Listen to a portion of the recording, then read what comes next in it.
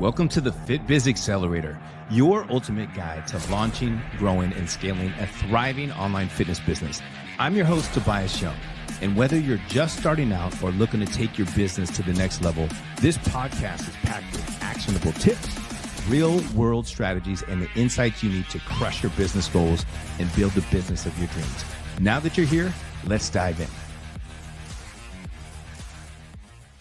Welcome back to the FitBiz Accelerator Podcast. And today's episode is going to be a powerful one because we're talking about something that every fitness coach deals with, and that's client consistency. Because most clients don't fail because they don't know what to do. They fail because they can't consistently do what they already know they should be doing. They get stressed out. They get overwhelmed. They fall off. They restart every single Monday. And as coaches, it's easy to think that the answer is just another meal plan or another workout split or another habit tracker or some kind of other motivational message, right? But what if the real issue is deeper than just motivation? What if the real issue is the nervous system, their energy management, their environment, and the lack of a simple structure that they can actually follow when life gets crazy? That's exactly what we're diving in today with my guest, JD Tremblay. And JD is an integrated engineer, an ultra endurance triathlete, a certified naturopath practitioner, and director of high performance and mental resilience at Hungry Warrior Academy. He brings a very unique combination of engineering and biology and military discipline, emergency service experience, and also extreme endurance performance. JD uses also a system-based approach to help people be able to regulate their nervous system, manage their energy, build resilience, and then perform at a high level without burning out. And for the fitness coaches, this is huge because the coach who can help clients stay consistent, manage stress, and actually follow through long enough to get results, that coach wins. They get better transformations, they get better retention, they get more referrals, and they could build a business that's not just based on programming workouts, but actually creating real transformation. JD, my brother, welcome to the show. Yeah, thanks for having me, Tobias. Absolutely, man. Great to have you here. And before we get into the systems and the science and the high performance side of things, I want to start with your story, man. You've got a unique background. You got engineering, military service, volunteer firefighting, ultra endurance events, naturopathic work, high performance coaching. Like, how did all of these worlds come together for you, man? Yeah, that's a great question. I started out in the northern part of Quebec, where I grew up as a French Canadian, which you might guess from the accent.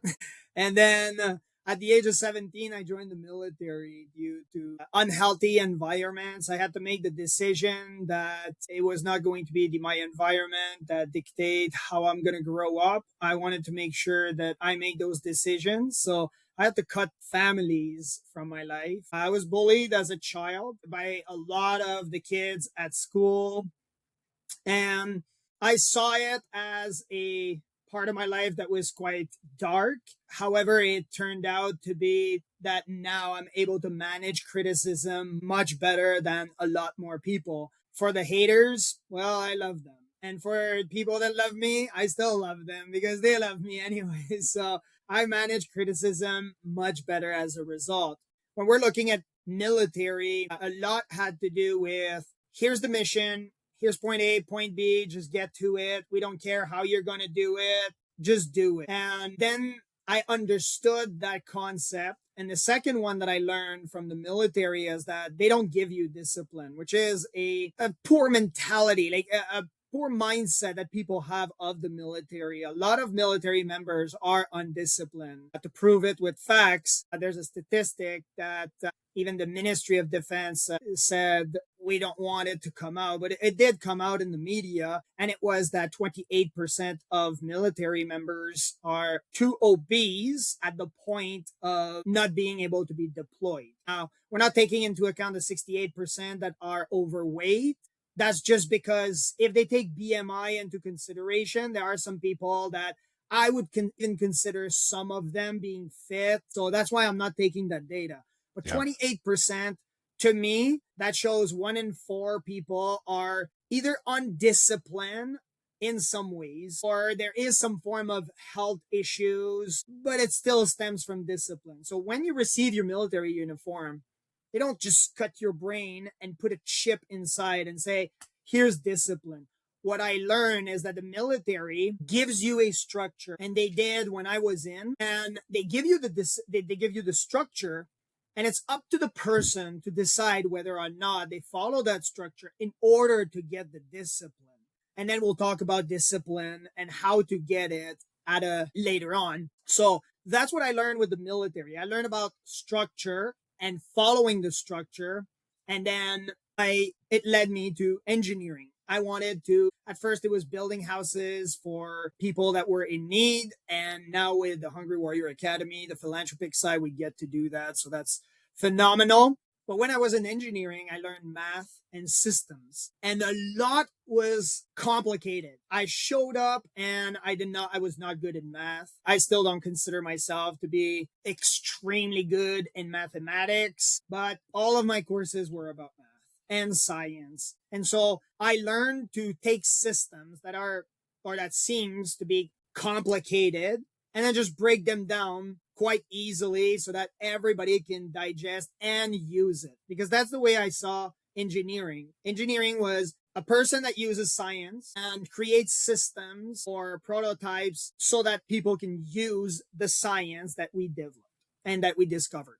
Then I use these systems to go to do some ultra endurance triathlons around the world and traveling and doing these events. Again, proving that my system was working because I did not know how to put it into practice. And I thought that nobody would want to learn from JD. I was really struggling with this imposter syndrome that I would say a lot of coaches are struggling with. Yeah. For me, it was, well, I'm just a military veteran. Who's going to want to hear from JD Tremblay? And then so I went to get an engineering ring. Now that's integrated engineering. That's all the field into one program. And I specialize in biomedical. And when I came out of university, I said, who's going to listen to JD? Because, well, I'm technically not a professional engineer. So there was always another step. Yeah. And I would say a lot of people are struggling with it. So I decided to test those systems to see if it would work.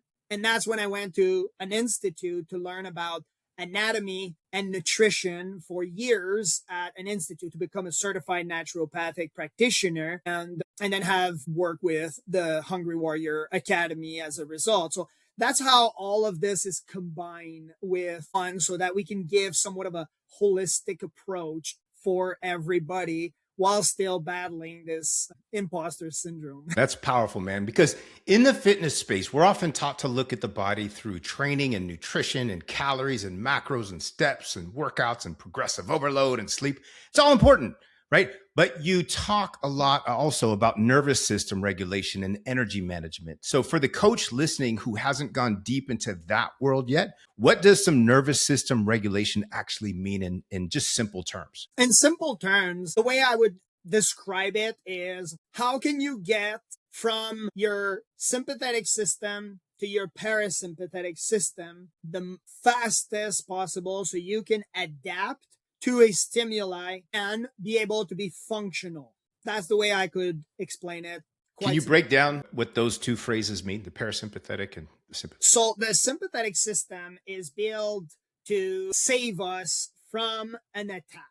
It's the survival mechanism of the body. It heightens all of your senses, and to some degree, I would say that everybody has felt it before, whether they have been in a car accident or they have been in a military environment. And if they were civilian and never lived anything like that, you've probably had a bad relationship with someone. And someone just gets to, like, your partner just gets to yell at you, and you sense it as an attack, or you sense it as a way to survive. So the body is designed to survive. We are not designed to thrive at all whatsoever. We have to learn how to thrive, but the survival mechanisms are all used to help us navigate life. If you don't know how to regulate that nervous system, then what you're doing is you're reacting to the stimuli versus creating some decision in your life to move forward while receiving the exact same stimuli as somebody else. For example, there are firefighters that get on the scene and they see an accident. And that's not for everybody. I can understand that. And I can attest to it. Some firefighters show up at the scene and then they react erratically. And we are told in fire school, do not run. A firefighter that run is because there is an imminent blowing up of a train or there's an explosion going on. Otherwise, there's no firefighters that will be running. These are all Hollywood movies. There's no firefighters that are running. But then there are others that are able to regulate their nervous system and able to get into those spaces. And with the coach or with the audience that we have today, it's the exact same. You have these clients where sometimes they don't do the work, or you are a coach and you have these difficult clients or these difficult day, or they're much harder than usual because you're learning from those individual and they are giving you their problems. Now, as soon as someone gives you a problem, the brain, it reacts to that stimuli. You are wired to repair or to create a structure and to repair that problem immediately. That's how you're wired. You're wired, okay, I want to help that person. I want to save that person. And then there are people that you will not be able to save. There are people that are a situation that you might have to just take a step back. And then there are other people that you will have to go head on. And how do you get from that system to a system where you are able to be at a parasympathetic? Now, the parasympathetic is somewhat, let's take digestion. Digestion is part of the parasympathetic system because you're not digesting while you are being attacked. So there are a lot of people that are reacting to those stimuli and they're living in this constant state of fear. And then if you analyze all of these fears, which the 6 main fears are with the acronym POLICED, right? POLICD. So policed without the E. And it's poverty, old age, loneliness, or loss, illness, criticism, and death. When you analyze them, then you understand which one is at your highest in those 6. And then you can gauge which one you're going to address first. And then you can regulate your system based on it because you understand this is the one that I fear the most. For me, if we look back, and I alluded to it earlier, I was 17 years old. I was bullied as a child. Now, criticism for me is not part of one of those one of those major fears. There were other ones. That criticism might be one of yours. What are people going to say on? But when you look at the data, people react very well. You have to look at data, not emotions. Yeah. So when you look at data, people react very well online to controversial topics. That's what sells. So you're just going to make a post about something completely controversial. People are going to hate you.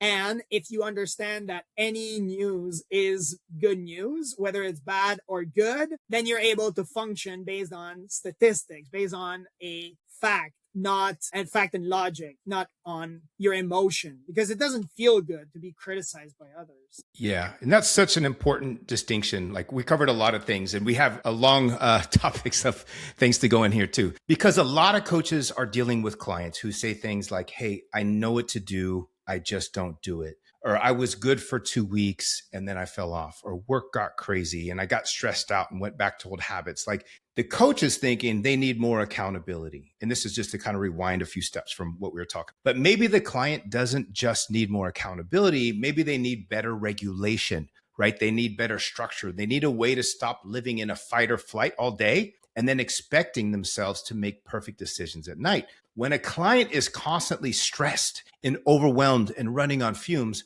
what happens to their ability to be able to stay consistent? They won't be able to. The best advice I can give is rest. It's recover. Definitely. Regardless of the religion that you have, one of the greatest tools that we possess is meditation. So the study shows that it takes 12 minutes for the brain to adjust to a different brain wave. And so in neuroscience, with meditation, regardless of the faith and religious belief that you have or background, you are able to meditate. Now, there are active meditation and then there are passive meditation. So the passive meditation is quite difficult. I can attest to it. I was not good at it at first. But the active one is something similar to rock climbing.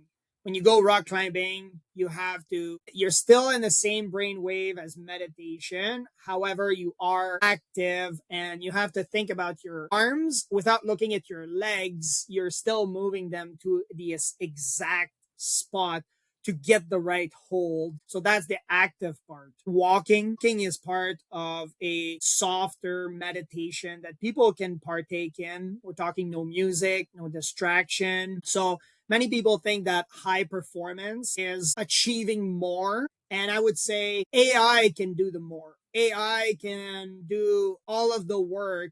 You input anything and it gives you an entire book with one prompt. But what AI is bad at, and right now AI is not good at being creative. Now, the way we get to be creative is by resting our brain, not by doing more. So you're able to do more we're talking more as in terms of quality, not in terms of quantity. The quantity, leave it to AI. The quality comes from up here. And the way you get to regulate that is by resting. That's huge, man. Because a lot of coaches have great plans, but they create them for the version of the client who is calm and focused and motivated and having a perfect week. But that's not real life, right? Real life is kids getting sick. It's work deadlines. It's bad sleep, not good sleep typically, right? Relationship stress, travel, low energy, mental overload, how you were just kind of talking about in there. So when you're helping someone build a system that actually works in real life, where do you start? Because obviously there's, the walking, those type of meditations. Is that where you would start them in something simple like that? For us, we have our foundation, which is the Epic, and then we have our system. And I know I can walk you through our system, which is called the DECA, which stands for the Epic DECA that I completed. So our DECA system, the first letter stands for discipline. The second is energy regulation. The third one is capacity. And then the fourth one is action. D, discipline. Many people, again, would say that discipline is doing the same thing every day and then doing something that you might enjoy or not enjoy. Here's how to break down discipline in a really easy format. One is pick a non-negotiable. And that non-negotiable comes from what you are already doing. If, let's say, I took JD and put him in jail right now, what do you think JD would do? What would you think that JD's non-negotiable would be? That I'm in jail, or that I'm free in the world, or that you wouldn't be too far off if you said something about fitness. Okay? But what happened is that people think that, well, I'm going to build discipline. So I'm going to wake up every day at 4:00 in the morning. Well, you don't like it. Why would you like it? All of these gurus and all of these individuals are talking about this 4 a.m. or waking up at 3 a.m. because Nikola Tesla was talking about 3, 6, and 9, and those numbers mean something. And so I understand they do. I'm all for those numbers, and they do mean something in the spiritual realm and all. But if you are not built for it, if your organs and your energy regulation and your entire system around you is not built to wake up at 3 in the morning, then why would you wait? Why would you force yourself to do something that you don't like to do? Yeah. The way that you build discipline is you do something that you really enjoy doing. You build a discipline with something that you enjoy that is already a non-negotiable. And then it trickles down to other parts of your life as a result. So it's the discipline becomes the byproduct of your non-negotiable. So it can be going for a walk. That's it. You know that for me, I'm going to go for a walk every day. That's it. You don't have to go and do something about fitness either. It can be cooking. That's it. I love cooking. That's it. That's my non-negotiable. Well, you build discipline with that cooking part.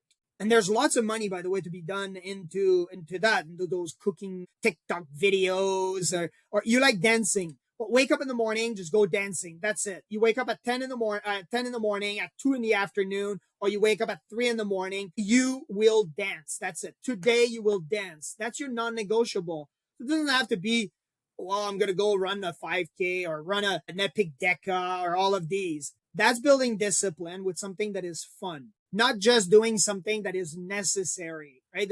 Dr. Jordan Peterson explains in his book, The 12 Rules of Life, make your bed. And that's for somebody that wants to build a discipline to, again, get some dopamine. And when I was in the military, I made my bed and then I had a sleeping bag. I put it on top of my bed. I optimized that system to a level where I would not even have to make my bed anymore. I took my sleeping bag, shove it in a bag, zip it up, and threw it in a bin. So I just made my bed in 2 seconds. Is that giving me a lot of dopamine? No, not at all, because I did not make my bed. I just shoved the sleeping bag aside. So you can still optimize that system and you can still find ways and loopholes to not make your bed. Or if you have enough money, you pay someone. That non-negotiable can be for your clients. It can be for you. And then you build that discipline and it trickles down to other parts of your life because you're enjoying it. If I wake up at 4, I'm going to work out. I know in the next 24 hours, I'm going to have a workout. And I don't even have to say it. My body shows it that I had a workout. And again, I want to be respectful for all walks of life. It doesn't have to be about fitness. Your non-negotiable will trickle down to other parts because now you will enjoy cooking and then you'll understand that discipline is every day, but you enjoy it. And then you'll bring other people, you'll build that community, and then it will trickle down to other parts. You'll say, like, I like cooking. I like building that discipline. Every day I'm cooking and I'm making new recipes. All of a sudden, whoop, I'm building a business. And it trickles down to that business. It trickles down to other parts of your life. Well, I want to spend time with my kids. Well, I'm going to eat that way, which again, we move to E, which is energy regulation. So now you are regulating that energy based on the non-negotiable and the entire part of your day. So you're not just going on TikTok and someone says, oh, I'm going to drink a shake, right? Now that guy drinks a shake. Well, cortisol levels high in the morning. Then all of a sudden you put some nice strawberries and blueberries. You want to be healthy. So you put some maple or even honey, like raw honey too, because apparently it's different. And so I agree. So we're not going to get into that debate. So then all of a sudden it's like sweetener and then you drink it and it's all fine. However, here's what happened to your energy. Insulin is high. Cortisol is high. What do you think is happening to your nervous system? Well, you're not able to function. Now you're into traffic in the morning. You're just going to work, working on a computer, or your client is going to your computer. And then you're going to that gym. You're not even working out. You know you're not going to be spending that energy. Cortisol level is high and insulin is high. It just takes it doesn't even take a Karen. It takes a quarter of a Karen. It takes one little something to just throw you completely off course and have your nervous system completely out of control. So now, if you understand, well, am I going to use that energy? Yes or no? If it's yes, I'm going to use that energy right away. Eat that shake. Eat some carbs. That's fine. There's no problem. But you're going to be spending that energy. It's quick energy. Otherwise, we'll go for fat and protein, which, again, a lot of people are just making it so complicated about everything. It's like, well, eat carbs because you're going to spend that energy. And if you need that quick energy, carbs. Otherwise, fat and protein is also fine. And that's about it. Everybody needs carbs at some point, but it's about regulating that energy based on what are your needs that is custom to you. And you can build it with Yeah, I love that because the best plan is not necessarily the most impressive plan. The best plan is the plan that your client can actually follow. Sometimes we overcomplicate things because we want to prove how smart we are, but the client doesn't see or doesn't necessarily need more complexity, right? They need more clarity. They need structure. They need simplicity. They need to know exactly what to do when life gets messy. So from your perspective, what are some simple daily structures that help people perform better without burning out? Well, definitely find your non-negotiable, which builds that discipline. And then for sure, it's going to be the meditation. I talked about it. If you talk to your client about either passive or active type of meditation and do it for a minimum of 12 minutes per day, you will see some massive improvements because they will be more focused, because they'll be resting more. Sleeping is at the top of the chain it's at the top of the pyramid. Most definitely sleep. For my son, he sleeps 12 hours. And when he does not sleep his 12 hours, he wakes up like 10 hours. Again, he's homeschooled. So that's a bit different. Like we have the structure to accommodate for this. Okay. That's not for everybody. But for him, 10 hours, I know that he needs that extra 2 hours. There's something that is going to go. So understanding what are your sleep patterns and what do you need, and understand that it works in 2-day cycles. So just like the digestive system, it works in 2-day cycles. So it's not because you did not sleep yesterday very well that the next day you must sleep more. It's working in 2 days cycles. So definitely sleeping and understanding and logging your sleep pattern is definitely a key factor. Yeah, that's so good. So important for you too. And I want to switch gears a little bit too. I want to talk about motivation because motivation gets people started and systems keep them going.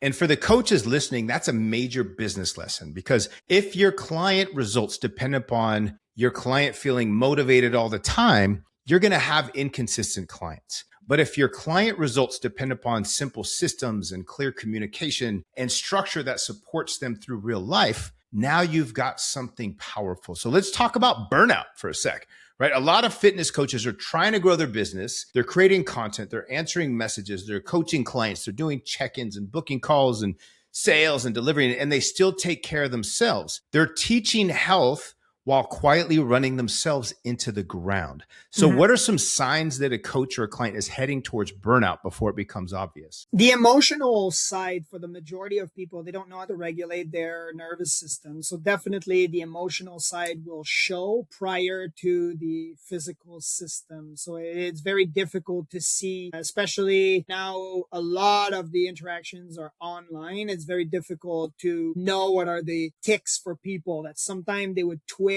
And again, I'm exaggerating, but there are some people that will go as far as twitching or even blinking, but those are physical signs. But before it reaches the physical side, there's an emotional breakdown. So people oftentimes are a bit more snappy. And that's when you realize that the client is already at the first stage. And if you don't want him at the second stage to have some physical damages, then they already need to understand how they can recover or sleep better and understand how they can regulate that nervous system prior to the burnout. Yeah, that's a great coaching takeaway too. And I also want to get tactical. So let's just say I'm an online fitness coach and I'm listening to this and I have 20, 30, 40 clients. I'm already doing workouts, nutrition, check-ins, and maybe some habit tracking, right? I like this idea of nervous system regulation and energy management, but I don't want to overwhelm my clients.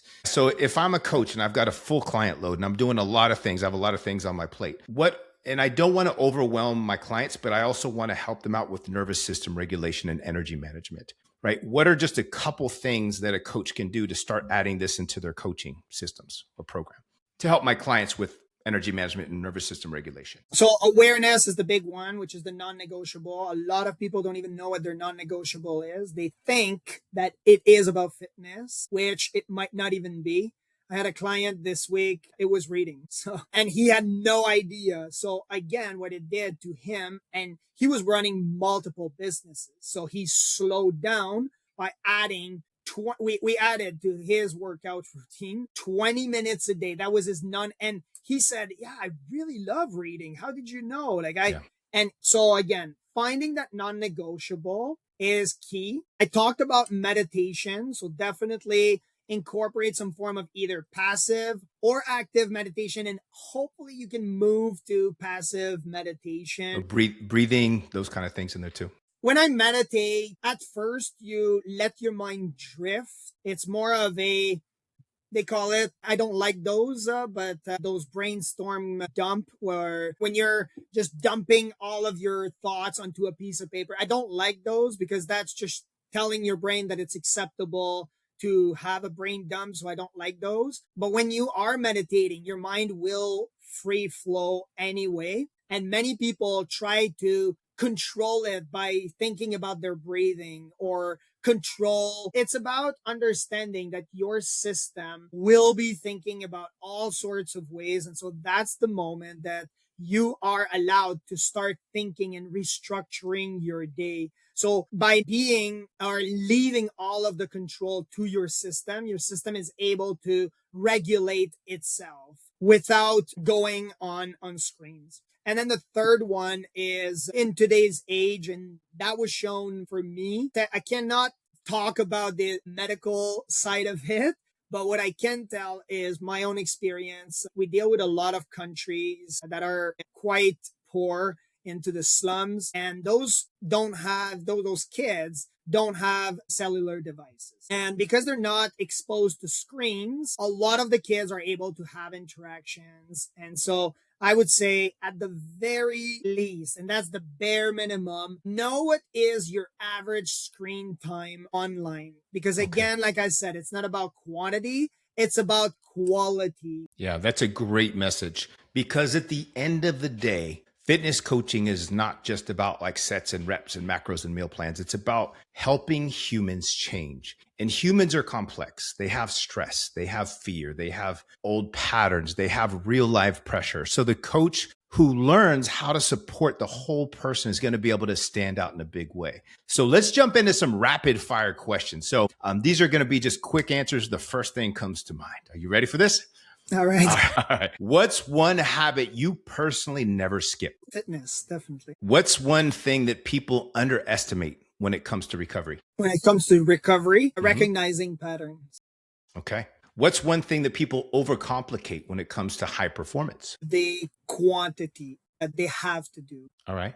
And what's a quick piece of advice you'd give a fitness coach who wants better client consistency? Consistency, or just like the first clients? Or consistency with their clients. Consistency, have the best systems. It's all about systems. Okay. And what's one sign that someone is operating from burnout instead of true discipline? Well, the emotional side leaves. So the person is not able to, or that's for the majority of people. Yeah, the emotional side generally leaves before. So they start yelling, being erratic. And so that's the emotional side. They're unable to regulate it. Okay. And what's one simple nervous system regulation tool that someone could start using today? The double breath. Okay.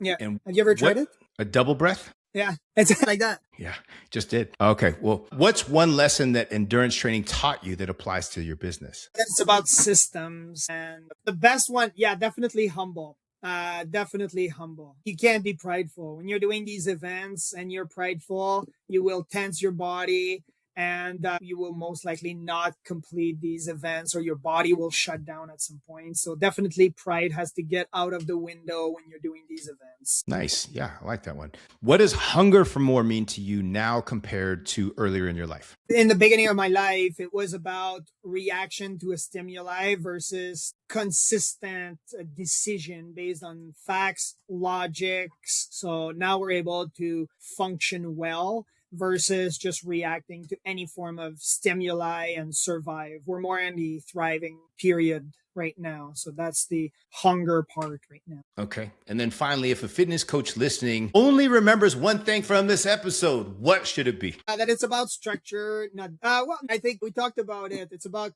quality, not about quantity. And that's quantity is for AI, and quality is for the creative and individual that will succeed, because the people that are creative, those are the people that will be thriving right now. Okay. JD, this has been awesome, my man. And I really appreciate you coming on and sharing, all this context and information, because I think this is a conversation that more coaches need to hear. A lot of coaches are trying to get better at marketing, at sales, at content and business growth, which is obviously important. But the coaches who create the best results are the ones who understand people, and they understand behavior, and they understand stress, and they understand consistency. They understand how to help clients keep going when life gets hard. So where should people go connect with you, learn more about Hungry Warrior Academy, grab the book, or follow what you're doing? HungryWarriorAcademy.com is our only website. All right, there we go. So grab it. Perfect. And for everyone listening, make sure you check out JD Tremblay and the work he's doing. And as always, if you're an online trainer or fitness coach and you're looking to grow your business and get more consistent leads, improve your sales process, and build a coaching business that actually gives you more freedom, make sure you subscribe to the FitBiz Accelerator Podcast. Share this episode with another coach who needs to hear it, and I'll see you on the next episode. Thanks for tuning in to the FitBiz Accelerator. If you found value in today's episode, make sure to subscribe so you never miss a tip or strategy to grow your online fitness business. And if you're ready to fast track your success, don't forget to check out TNTFitProCoaching.com. Until next time, stay consistent, stay focused, and keep crushing it.